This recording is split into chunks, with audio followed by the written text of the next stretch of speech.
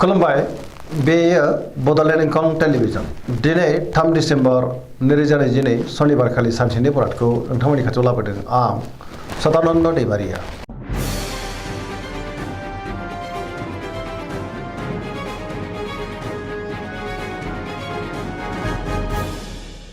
सिगां फरायनो लादों मेष राशि गिबि हांखो अ ल दिनैनि साना जोबोर मोजां गोसोनि साननायफोरा जाफुंनो हागौ समाजाव दिनै गोबां मान मोननो हागौ बयजोंबो अनसायजागोन मावनो लानाय खामानिखौ थि समावनो आरो गोरलैयैनो मावफुंनोबो हागोन गोसोआ दिनै जोबोर खुसि जागोन देहाया मोजाङैनो थागोन सोरबा लोगोनिफ्राय मोजां खौरां फैनोबो हागौ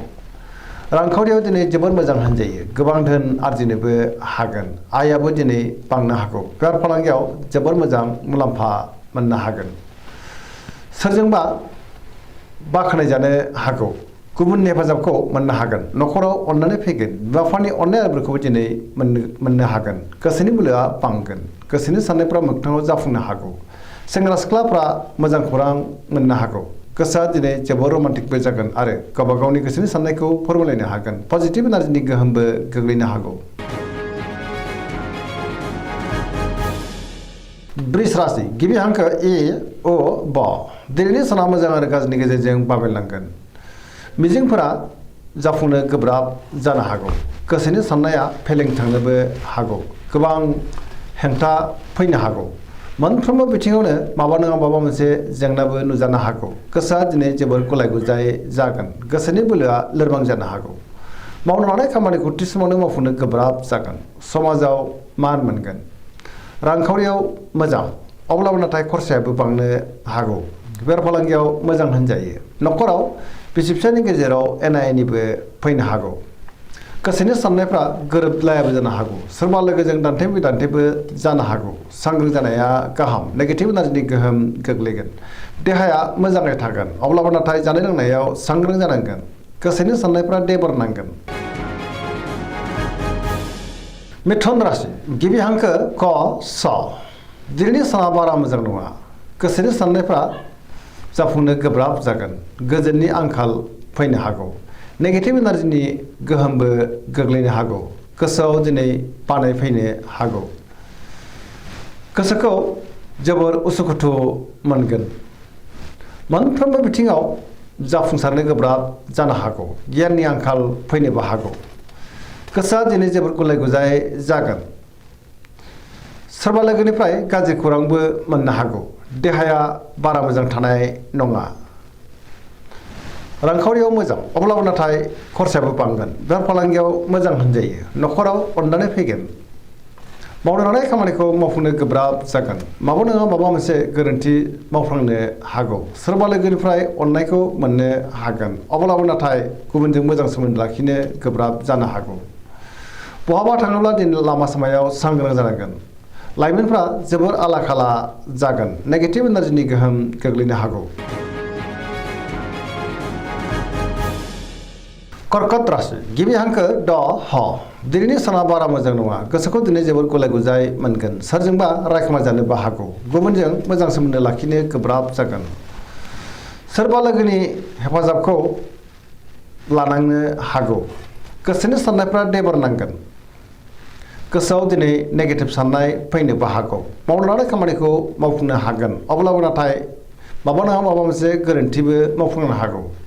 रांखावरियाव बारा मोजां नङा गोबां धोन खहा जानांनोबो हागौ बेफार फालांगियावबो दिनै बारा मोजां नङा होनजायो न'खराव अननानै फैनो हागौ देहाया मोजाङै थागोन फरायसाफ्रा दिनै फरायनायाव गोसो दुंखांगोन आरो मोजां फिथाइ मोननोबो हागोन।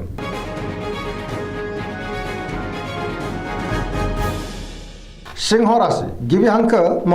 ट दिनैनि साना जोबोर मोजां जेनिबो आंखाल जानाय नङा माबा मोनसे मोजां खौरां फैनोबो हागौ गोसोनि साननायफ्रा मोगथाङाव जाफुंनो हागोन गोसोनि बोलोआबो बांगोन गोसोआव पजिटिभ साननाय फैगोन मावनो लानाय खामानिखौ थि समावनो आरो गोरलैयैनो मावफुंनोबो हागोन सोरबा लोगोनिफ्राय मोजां खौरां फैनोबो हागौ बहाबा दावबायनो एबा हान्थिनो खाबु मोनगोन आरो मोजाङैनो हान्थिनोबो हागोन रांखावरियाव दिनै जोबोर मोजां बेफार फालांगियावबो जोबोर मोजां आयाबो दिनै बांनो हागौ गोसोनि साननायखौ गुबुननो फोरमायनो हागोन न'खराव अननानै फैगोन समाजाव दिनै गोबां मान मोननो हागोन गुबुननि गोसोखौ दिनै गोरलैयैनो बोनोबो हागोन देहाया मोजाङै थागोन बयजोंबो गोरोबनो रोंगोन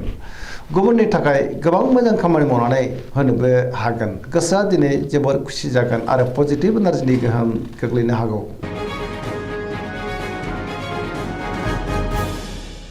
कन्या राशि गिबि हांखो प ट दिनैनि साना जोबोर मोजां बहाबा दावबायनो एबा हान्थिनो खाबुबो मोननो हागौ गोसोनि साननायफ्रा पजिटिभ जागोन गुबुननि अननाय आरो बोरखौ मोननो हागौ गोसोआव पजिटिभ साननाय फैगोन गोथों आरो गोग्गो साननो रोंगोन गियाननि आंखाल जानाय नङा रांखावरियाव मोजां अब्लाबो नाथाय खरसायाबो बांनो हागौ बेफार फालांगियाव दिनै जोबोर मोजां मुलाम्फा मोनगोन देहाया मोजाङैनो थागोन न'खरावबो अननानै फैगोन गोबां खामानियाव दिनै जाफुंसारनो हागौ सोरजोंबा बाख्नाय जानोबो हागौ पजिटिभ एनार्जिनि गोहोम गोग्लैगोन।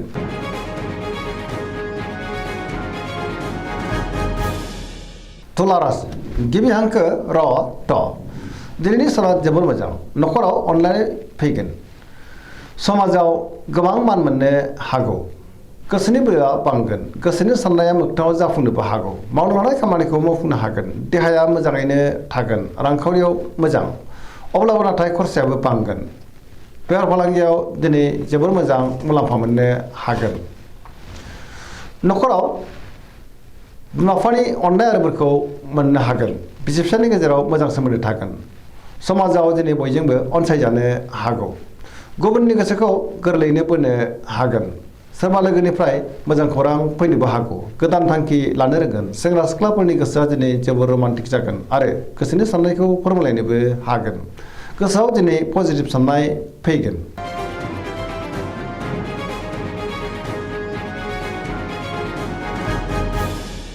वृश्चिक राशि गिबि हांखो न स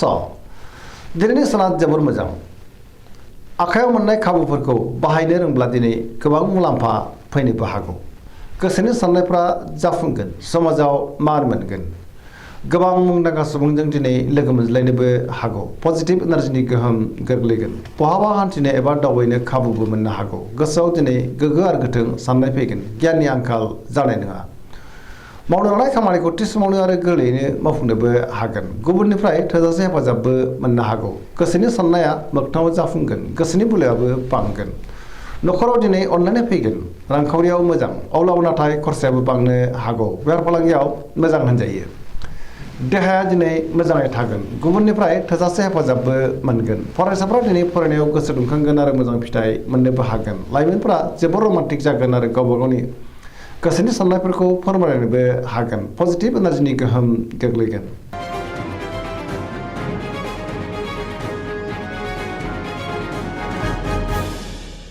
धनु राशि गिबि हांखो ध फ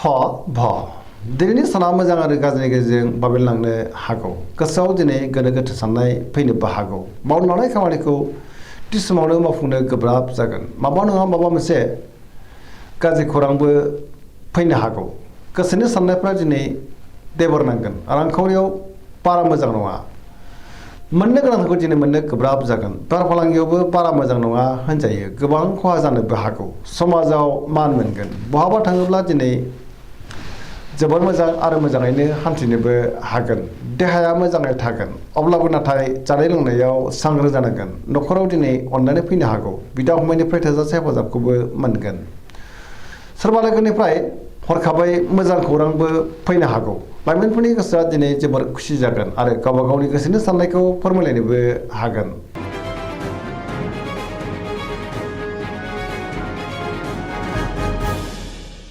मकर राशि गिबि हांखो ख ज दिनैनि साना जोबोर मोजां गोबां मोजां दिनै खाबुखौ मोननो हागौ गोसोनि साननायफ्रा मोगथाङाव जाफुंनोबो हागौ मावनो लानाय खामानिखौ थि समावनो आरो गोरलैयैनो मावफुंनोबो हागोन रांखावरियाव जोबोर मोजां अब्लाबो नाथाय खरसायाबो बांनो हागौ मोननो गोनांखौ दिनै मोननोबो हागोन बेफार फालांगियाव जोबोर मोजां होनजायो गोबां मुलाम्फा मोननो हागोन गुबुनजों मोजां सोमोन्दो लाखिनोबो रोंगोन मोनफ्रोमबो खामानिखौ दिनै मोजाङैनो मावफुंलांनो हागोन गोदान खामानियाव आखाइ होजेननोबो हागोन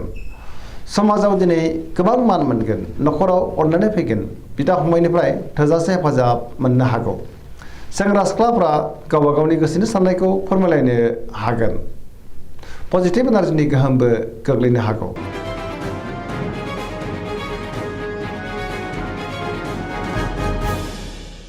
कुम्भ राशि गिबि हांखो ग स दिनैनि साना बारा मोजां नङा नेगेटिभ एनार्जिनि गोहोम गोग्लैनो हागौ सुथुरा बांनो हागौ आरो सोरनिबा गाज्रि नोजोरबो गोग्लैनो हागौ सांग्रां जानाया गाहाम गोबां जेंना जेंगोनाजों मोगा मोगि जानांनोबो हागौ गोसोखौ दिनै जोबोर गुलाय गुजाय मोनगोन मावनो लानाय खामानिखौ थि समावनो मावफुंनो गोब्राब जागोन बहानिफ्रायबा हरखाबै गाज्रि खौरांबो मोननो हागौ समाजाव मान मोनगोन गोबां मुंदांखा सुबुंजों दिनै लोगो मोनज्लायनोबो हागौ रांखावरियाव मोजां अब्लाबो नाथाय खरसायाबो बांगोन बेफार फालांगियावबो मोजां होनजायो देहाया मोजाङैनो थागोन न'खराव अननानै फैगोन गुबुननिफ्राय हेफाजाब मोननो गोब्राबबो जानो हागौ बिमा बिफानि अननाय आरो बोरखौ नाथाय मोननो हागोन बहाबा दावबायनो खाबुबो मोननो हागौ।